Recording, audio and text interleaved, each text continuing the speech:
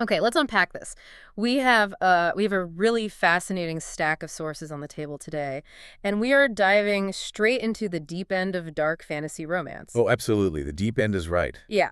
So we're looking specifically at excerpts and notes surrounding a book called The Wings That Bind, which is the third book in the Bloodwing Academy series by Briar Boleyn. Right. And our mission for this deep dive is to completely deconstruct the treacherous, the magically complex, and frankly just brutal world of Sangratha. It is brutal. That is the perfect word for it. It really is. Specifically, we're going to be spending our time locked inside the halls of Bloodwing Academy itself. And right out of the gate, I think we have to establish the baseline reality of this place. Because this is an ecosystem where blood is literal, tangible currency. Yeah, it's not a metaphor. Exactly. We are looking at a student body and really a broader society that is rigidly and violently divided. On one side, you have the ruling class, the highbloods, and on the other, the subjugated underclass, the blightborn. It's a meticulously constructed, highly oppressive world. And I think it's crucial to establish the parameters of what we're actually looking at today, because the term magic school gets thrown around a lot in fantasy. Oh, sure. Constantly. Right, and it comes with a certain set of, whimsical expectations. If you are stepping into Bloodwing Academy expecting, eccentric professors and lighthearted potion mishaps, you are absolutely in the wrong place. Yeah, you need to turn back immediately. Exactly. The source material we're unpacking is fundamentally a study of systemic oppression, generational trauma, and violent rebellion. Because of that, we need to be explicitly clear about the tone here. The author's notes and the material itself come with extensive trigger warnings. Right, we really need to highlight those. We are dealing with abuse, mind control, extreme psychological manipulation, gore, and torture. This is an exploration of the absolute darkest aspects of power dynamics and, well, the horrific cost of surviving them. I am so glad you brought that up immediately because the text does not pull its punches. No. The stakes are established as life or death on page 1. Yeah. Imagine you, the listener, are navigating a hierarchy where your bloodline, the absolute random lottery of your birth, dictates whether you are a predator or prey. It's terrifying. It's completely terrifying. And what I found so compelling in these sources is that the only viable escape velocity from the systemic nightmare seems to require bonding with a literal dragon. Which is a fascinating thematic choice. Ah, A dragon, in the context of Sangratha, isn't just a weapon or a mode of transport. right, it's not just a cool mount. No, not at all. Right. It represents an ancient, uncontrollable, almost chaotic power. And when you introduce a force of pure, untamable magic into a social system that relies entirely on rigid, absolute, micromanaged control, Oh, yeah. you are essentially introducing a bomb to a glass house. A bomb to a glass house. I love that. Let's actually talk about that glass house for a second. Let's talk about how the author establishes the setting and the suffocating atmosphere of Bloodwing Academy. Because she doesn't do it through a massive, dry lore dump. Thank goodness. Right. She does it through a character named Neville. And Neville is not a high-blood tyrant, nor is he a subjugated Blightborn student. He is he's a fluffin. A fluffin. A fluffin, a small, sausage-loving creature that just sort of roams the castle. What's fascinating here is how Neville the Fluffin, which on paper sounds almost completely out of place for a dark fantasy. It sounds like a cartoon character. Exactly. Yeah. But it's actually a brilliant narrative device. It totally caught me off guard. Yeah. Because the text describes him padding along these freezing, ancient stone corridors. He's confident, he's on his little domain inspection, and he's smelling sausages and cinnamon drifting up from the kitchens. It's a very warm, cozy, sensory detail, but then the prose immediately undercuts it. It explicitly notes that those comforting smells of cooking are essentially doing overtime, trying to mask the underlying scent of the academy. And that scent is fear. Yes, it's fear. But it's not the normal ambient anxiety of a school. It's not students stressed about finals. The text describes it as a fear that, quote, tasted like blood and heartbreak. And that's exactly why using an animal's perspective is so effective here. Animals, especially highly intuitive or magical creatures like a fluffin, they lack human socialization. They don't care about politics. Right. Neville hasn't been indoctrinated into the high blood propaganda. He doesn't care about royal titles, and he certainly doesn't understand the concept of a Blightborn servant. He reacts purely to energy, intention, and ambient danger. That makes total sense. When Neville patrols the Black Keep and senses what the text calls an unnatural wrongness, he is acting as a completely unbiased barometer for the moral decay of the space. He is detecting the corruption of the natural order. There's that specific moment where Neville finds a girl crying in a hidden room. He senses her broken heart, her deep sorrow, and he clearly wants to comfort her. Right, he has that instinct. But then he hears a voice outside the room, a harsh, guttural voice that his animal instinct immediately flags as wrong. And his ancient wisdom kicks in, telling him this is neither the place nor the time for a fluffin', and he just vanishes into the shadows. He knows how to survive. Yeah, he's a survivor in a toxic ecosystem. And I think Neville's physical reaction to the fear in the castle transitions us perfectly into understanding exactly why that fear exists. Let's break down the core conflict, the caste system. Let's do it. We have the highbloods with their pure bloodlines and dominant magic, and the Blightborn who serve them. But it's not just a class divide, is it? Not at all. And this is where the world building shifts from standard fantasy classism into something much, much more insidious. We need to look closely at the mechanics of this subjugation. Because it's not just, regular society stuff. Right. It isn't merely social conditioning. It's not just a matter of the Blightborn being told for centuries that they are lesser until they internalize it. The compliance is artificially and magically enforced. The sources detail a concept called thrallweave and the use of compulsion magic. I really want to dig into this because the mechanics of thrallweave fundamentally change how we have to read every single interaction in this book. It colors everything. There is a deeply unsettling conversation in the library between Florence Shen, who is a Blightborn student, and her mother, Gia, who is on the faculty. Florence is trying to hide from the reality of her situation, and Gia just drops this absolute anvil of a revelation. She tells Florence that outside the walls of the school, Blightborn compliance isn't instinctive, it is compulsion. Right. Gia explains that enchantments have been woven through their bloodlines for generations. The entire Blightborn population has been bred and magically bound to obey. That is so dark. And I want to pause on that because the implications are staggering. It completely obliterates the concept of free will or consent within this society. If a Blightborn servant obeys a high-blood master, you, as the reader, can never be sure if they're acting out of genuine fear for their life, or if their blood is literally forcing their muscles to move against their own mind's will. And Gia gives Florence this proverb that I haven't been able to stop thinking about. She says, "There's a very old saying, the axe forgets, but the tree remembers."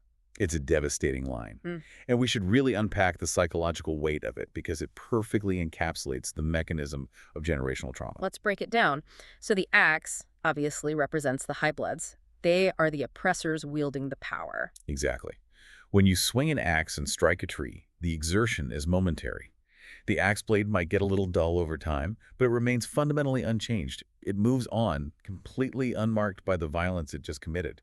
It forgets. Right. But the tree, the Blightborn in this metaphor, absorbs the blow.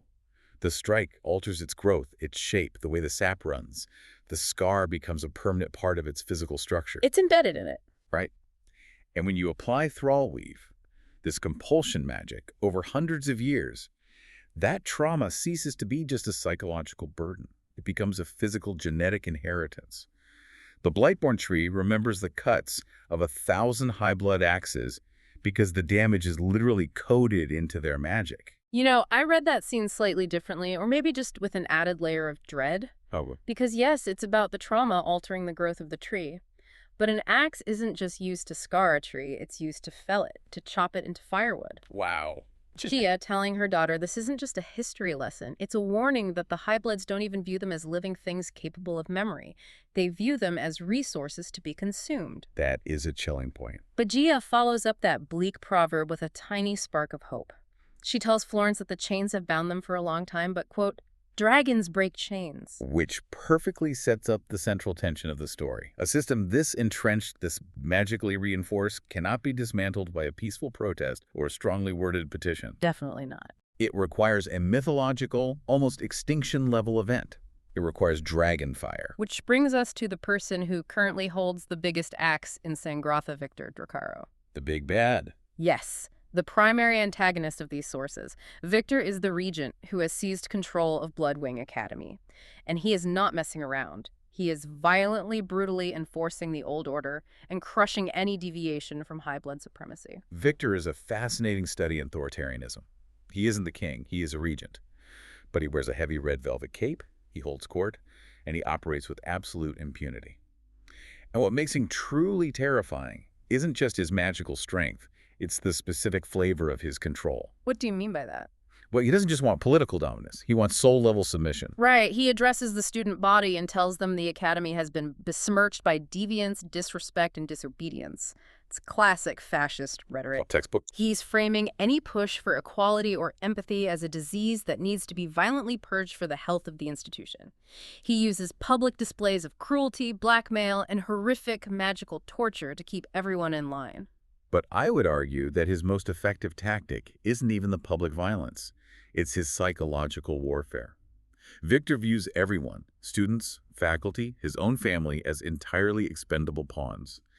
And the clearest, most tragic example of his psychological manipulation is what he has done to Regan Pansera. Oh, Regan, here's where it gets really interesting. Because the political reality of Bloodwing gets incredibly messy with her. Regan is a high blood. In fact, she was the quote-unquote golden girl of the academy. The top of the top. Exactly. She was part of this elite triad, popular, powerful, at the absolute top of the food chain. But when we catch up with her in these excerpts, Victor has installed her as the new headmistress. But it is a complete sham. She is entirely powerless. Her character arc is a masterclass in the illusion of power. You have a character who ostensibly holds the highest administrative title in the school, yet her internal monologue reads like a psychological horror story. It's so dark.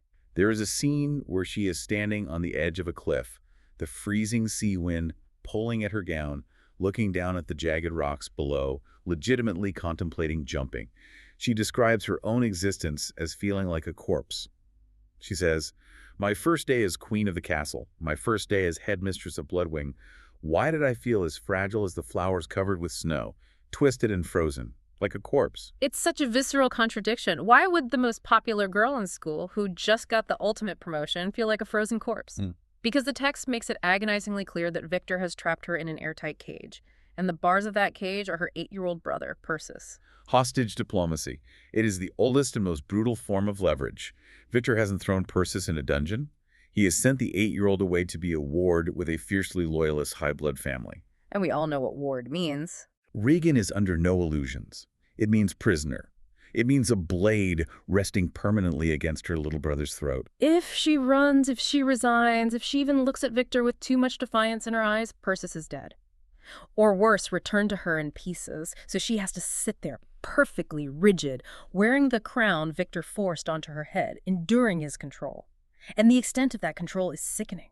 We really have to look at the scene where Victor is in her office. He commands her to take off her gown. And the text notes that her fingers obey before her mind can even process the command. That is the terror of compulsion magic applied to the ruling class. We talked about thrall weave affecting the Blightborn, but Victor's magic completely overrides Regan's bodily autonomy. Yeah. It is an absolute stripping of her consent.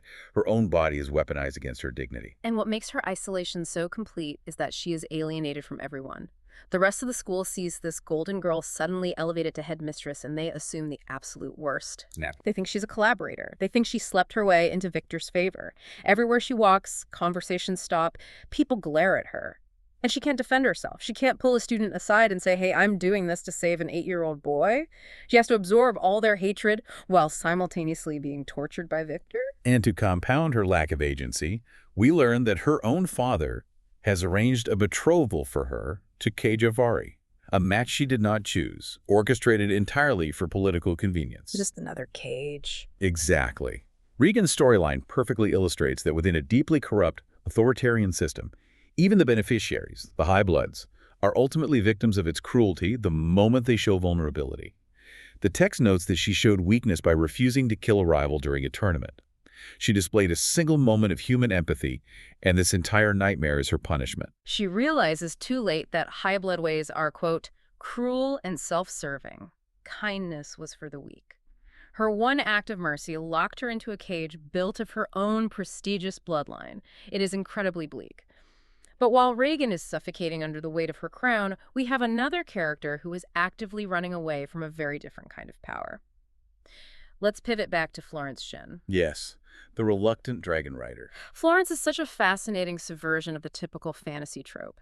Usually in this genre, the oppressed underdog bonds with the mythical beast and instantly embraces their destiny. They grab a sword, hop on the dragon, and start burning down the establishment. Right, the classic hero's journey. But Florence, she miraculously bonds with Nyxaris, this massive, ancient, black-scaled dragon, and her immediate reaction is to hide in the library, drink tea, and study botanical indexes.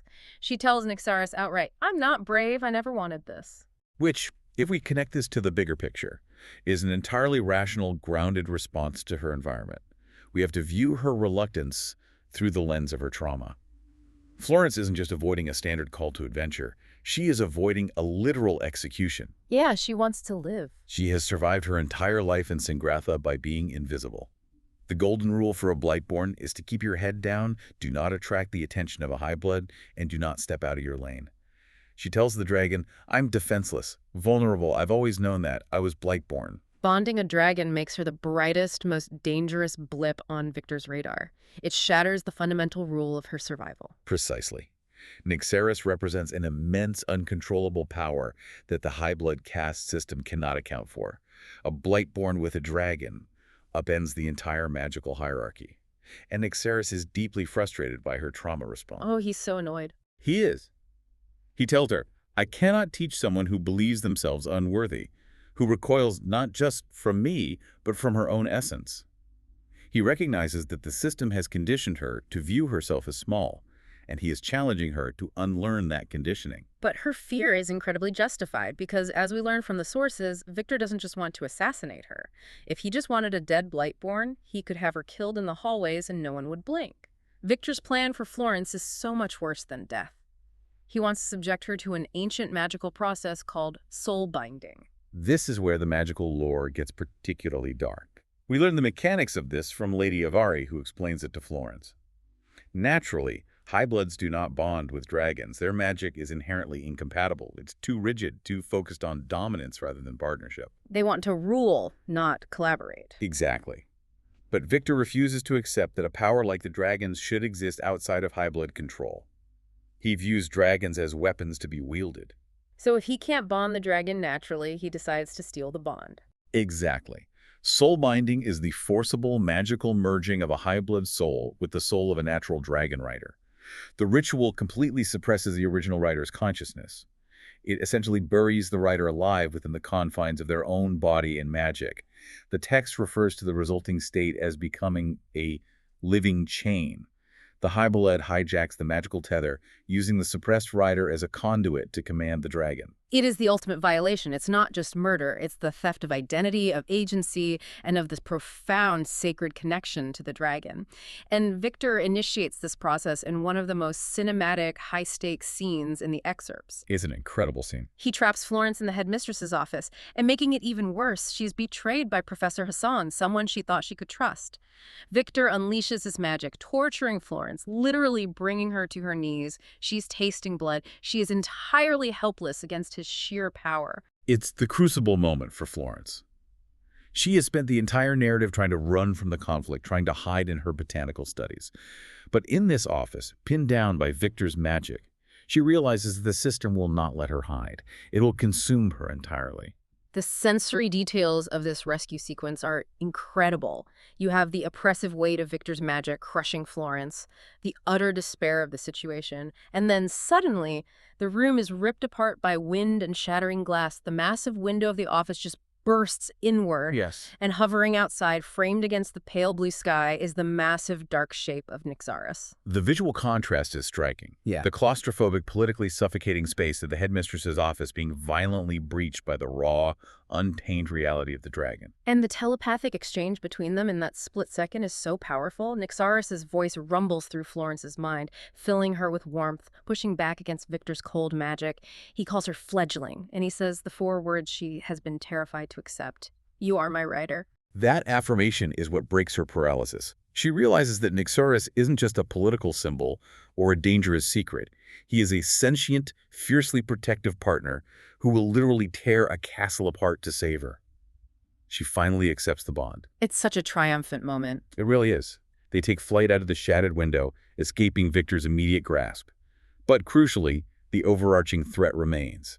She has survived the battle, but Victor's intent to soulbind her is now an active, ticking clock. It's an incredible escalation of tension. But Florence isn't the only one fighting a desperate battle for survival within these walls. Let's shift gears and look at the central romance detailed in these sources. We need to talk about Blake Dracarys and Medra Pendragon. And I want to spend some real time here because the lore surrounding these two is dense and fascinating. Their dynamic is arguably the thematic core of the series. You have two characters who represent the extreme opposite ends of the societal spectrum, yet who share identical emotional scars. Right. Let's look at the stats. Blake is a high-blood prince. He is Victor's nephew. He is physically scarred, brooding, and he actually bullied Medra on her first day, telling her he would never mingle his blood with hers. He is the poster boy for the oppressive regime. On the surface. Right. And Medra, on the other hand, is a Blightborn. But the sources reveal this massive secret. She isn't just a servant. She carries a royal Fae lineage tracing back to Camelot and the Rose Court. Which is a staggering piece of world building. Let's unpack the implications of that lineage. Bloodwing Academy operates on a vampire-esque blood magic economy. The highbloods view the Blightborn as inferior stock, but Medra secretly carries the blood of the Fae, a magic system that is ancient, deeply tied to nature and elemental forces, and historically immensely powerful. It's a whole different paradigm. Exactly. Yeah. The Rose Court and Camelot evoke a mythology of chivalry, inherent nobility, and old magic that predates the corrupt high blood system. Her blood isn't inferior. It's arguably vastly superior and completely alien to the Thrallweave structures. It completely upends the power dynamic. But Medra has to hide this, obviously. So, on paper, they are natural enemies. But their shared trauma acts as a bridge. Let's talk about Blake's trauma because it is heavy. He confesses to his cousin, Theo, the source of his profound, crushing guilt. He believes he ruined his little sister, Achania. The incident with Achini is the defining tragedy of Blake's life. According to the text, to save her life from some unspecified but lethal threat, Blake performed a desperate ritual. But the ritual corrupted her. It turned Achinia into what they call a foul blood. What exactly is a foul blood in this universe? The text doesn't give us a textbook definition, but based on the context clues, it sounds horrific. Based on the excerpts, a foul blood appears to be a monstrous predatory mutation of their standard magic. It implies an uncontrollable bloodlust and a complete loss of humanity. Blake's attempt to save her resulted in Aenienda becoming a monster who ended up murdering an innocent child named Lace before Aegina herself died. He tried to play God to save his sister, and the resulting blowback cost the life of a child and his sister anyway. He is walking around carrying the weight of two deaths. He is absolutely consumed by self-hatred. He views himself as fundamentally poisonous. And that is why his connection with Medra is so vital. Yeah. Medra is the only person who looks at Blake and doesn't see Victor's ruthless nephew or accursed prince. She sees through his self-hatred. Their intimacy becomes the only source of genuine healing in their lives. Medra tells him straight up that he is the only part of this toxic, brutal academy that feels real to her. There's a scene that perfectly illustrates this. They retreat to Madra's room. It's an oasis away from the politics and the violence. Medra is wearing a leather sparring corset and she just invites him up. The text explicitly notes the parameters of the space. No touch, no magic, no blood, just the mere words. The vulnerability is palpable. It's a striking contrast to the rest of the world. Yeah. In a society where every interaction is mediated by magic, compulsion, and blood status, they find a space where they strip all of that away. It is pure, unguarded human connection. Exactly. When the tension breaks and they finally physically collide, it's frantic and desperate. Blake is undoing the lacings of her corset, and he tells her something incredibly revealing. He says, "Being with you makes me want to believe I can be something better than what I've been." That line is everything. Medra acts as a mirror, but instead of reflecting his monstrosity back at him, she reflects a version of himself capable of love, of protection, of sacrifice. She offers him redemption. But I also want to highlight Medra's agency here. She isn't just a passive healer for the broken bad boy. She possesses incredible active compassion, and we see this vividly in another scene involving our favorite Fluffin, Neville. Yes, the incident with the infected guard. Right. Neville gets attacked by a guard who is infected with this mysterious plague we'll talk about in a second. Maedra finds this tiny, insignificant creature dying on the stone floor. She doesn't have potions, she doesn't have a healing spell prepared, so what does she do? She uses her fangs to slash her own wrist. It's a huge risk. She takes her own royal, powerful fey blood and drips it into the dying creature's mouth, literally pleading with him to take it and live. It is the ideological antithesis of the high-blood culture. Think about the entire economic structure of Sangratha. High-bloods forcibly extract blood from the Blightborn to empower themselves. They take life to hoard power. Maedra, who possesses this incredibly potent fey bloodline, freely gives her blood wounds herself to save a lesser creature from which she can gain absolutely nothing. Exactly. It's a complete inversion of the power dynamic. She uses her power to heal and protect the vulnerable rather than to dominate them. It's a micro-rebellion. Blake and Maedra, simply by existing together and operating with empathy, prove that the rigid, cruel caste system is a choice, not an inevitability. But while they're finding this quiet healing in the dark corners of the Academy, the larger structure around them is entering a state of rapid, violent collapse. This brings us to the final, chaotic act of the source material. The breaking point. The illusion of high-blood civility doesn't just crack, it shatters into a million pieces. The Academy is falling apart on two fronts. First, there is this supernatural plague. A mysterious disease is sweeping through the castle, turning people into mindless, violent monsters. We see a guard named Brocklin infected. The physical description is terrifying. Soot-black veins, spider webbing across the skin, murky white eyes, dried blood rimming their mouths. The plague is a visceral manifestation of the rot at the heart of Sangratha. The Academy is literally sickening itself. But alongside the supernatural corruption, the sheer systemic depravity of the high-bloods reaches a tipping point that the student body can no longer ignore. This is a tough scene to discuss, but it is the catalyst for the entire rebellion. Blake stumbles across a dwarven girl named Dani Parks. She's wandering out of a room, her dress torn, her eyes completely vacant. And Blake realizes she wasn't just thrall-bound by a single cruel student. He sees multiple bite marks on her neck. She was being used as a communal thrall, essentially passed around by a group of high-bloods. This raises an important question. What happens when a broken system pushes its victims too far? It is a sickening display of normalized abuse. And Blake's reaction is crucial. He is furious, but more importantly, he realizes the futility of targeting these specific abusers. Right, it's bigger than them. Exactly. This isn't an issue of a few bad apples acting out of turn. This horrific abuse occurred because the fundamental laws and structures of Bloodwing Academy enable it, protect it, and encourage it. The system is operating exactly as designed. This event forces the issue. You can't put your head down and study botany when girls are being communally assaulted in the dorms. The systemic abuse has become so blatant, so grotesque, that even the bystanders are forced to pick a side, which leads directly to the climax in the Academy's foyer. The standoff. The tension finally snaps. You have Maedra, Florence, Theo, Visha, and several others forming a united front, and significantly, you have high-bloods standing shoulder to shoulder with Blightborn. The caste lines have completely dissolved in the face of absolute tyranny. Maedra steps up onto a balcony, looking down at Victor's guards and archers who have their weapons drawn, and she delivers this impromptu, incredibly powerful speech. She weaponizes the horror of the plague. She tells them that the disease has finally brought the truth into the light. She declares Sangratha is broken, and if it takes a disease to show us we all stand in darkness, so be it. Let that disease unite us as one. It's brilliant rhetoric. Yeah. She's pointing out their shared vulnerability. The plague doesn't care if you have pure blood or thrallweave in your veins. The soot-vein monsters will tear apart a high blood just as easily as a Blightborn.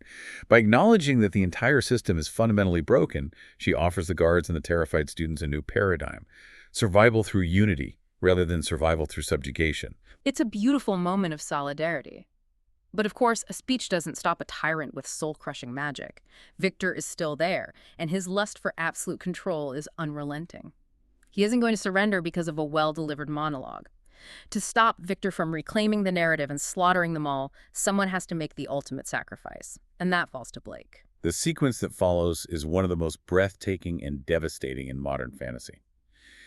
To match Victor's raw power, Blake resorts to utilizing a forbidden, ancient ritual known as the Spell of Twin Hearts. What are the actual mechanics of this spell? Why is it forbidden? The spell is essentially an act of magical self-immolation. Blake recognizes that as long as he remains human, Victor can manipulate him, torture him, or control him. The only way to fight a monster of Victor's caliber is to become a monster yourself. But the crucial distinction is that Blake is choosing his monstrous form on his own terms. Right. However, the emotional cost of this spell is absolute. Before he casts it, he goes to Maedra. They lie together, and he tells her that he releases her. He relinquishes his claim on her entirely. He tells her, I relinquish any claim to you. You're a free woman. It's gut-wrenching. Why does he do that? Why break the bond right before the battle? Because he is severing the emotional anchor that keeps him human. He knows that whatever the spell of Quinn Hearts turns him into, it will not be the man who loved her. He is trying to protect her from the beast he's about to become. He swallows his terror, and in a deeply symbolic act of rejecting the confines of the castle, he plunges backward out of a shattered window, falling toward the rising sun. And in midair, the spell takes hold. His body violently convulses, his bones break and reform, and he bursts into the sky as a magnificent, massive red dragon named Virago. The imagery is spectacular, but the author leaves us with a profound, agonizing ambiguity. There is a split second where the red dragon hovers outside the castle, and it looks back through the shattered window, locking eyes with Maedra. Yes, and the text makes it explicitly clear that Maedra does not know who is looking at her. Is it Blake? Is there any shred of the scarred prince left inside that draconic mind? Or is it Virago, an ancient, resurrected beast operating purely on instinct and a new consciousness? That ambiguity is the horrific price of the spell. Did the spell merely give Blake a new physical form, an armor of scales and fire to fight Victor? Or did it operate similarly to the soul-binding ritual we discussed earlier? Did Blake's consciousness get entirely consumed and overwritten by the dragon's spirit? By trying to save his humanity, did he completely erase his own existence? It is the ultimate tragic, heroic sacrifice. He traded his identity, his love, his very humanity to become a weapon capable of breaking Victor's grip on the people he cared about. It's a stunning end to these excerpts. It perfectly crystallizes the overarching theme of the narrative-defying, entrenched, systemic oppression requires unimaginable, often fatal sacrifice. You cannot dismantle a master's house using the master's tools, and sometimes you cannot dismantle it while remaining completely human yourself. The cost of revolution is staggering. Well, we have truly been through the ringer today. We started with the quiet sensory observations of Neville, the fluffin-smelling fear in the hallways, and we journeyed through the darkest magical atrocities imaginable. We saw compulsion, thrall weave, the psychological torture of Regan, the threat of soul-binding hanging over Florence. We saw the defiant, healing connection between Blake and Maedra, and it all culminated in a desperate rebellion and the roaring fire of a red dragon. The world of Sangratha is brutal, and claiming your own destiny within it exacts a heavy toll. I think the most resonant takeaway from The Wings That Bind is the inherent fragility of authoritarian power. A system built on compulsion, trauma, and systemic subjugation creates the very conditions for its own violent destruction. When a regime pushes its victims past the point of endurance, when it relies on literal mind control to maintain the illusion of order, the inevitable snapback is going to be catastrophic. The system was always destined to shatter. And as we wrap up this deep dive, I want to leave you, the listener, with one final, lingering thread to pull on. Throughout these excerpts, several characters vaguely reference something called the Veil. It is described as a mysterious ancient barrier that the dragons seem to fiercely protect, or perhaps they're actively holding it back at a great cost to themselves. So, as you process the chaos at Bloodwing Academy, ask yourself this. If breaking the chains of high blood oppression requires unleashing the ancient, uncontrollable magic of the dragons, what happens to the entire world of Sangratha when the veil finally falls? Are the dragons actually the saviors of this broken society, or are they the harbingers of its ultimate apocalyptic end? Think about it. We'll see you next time.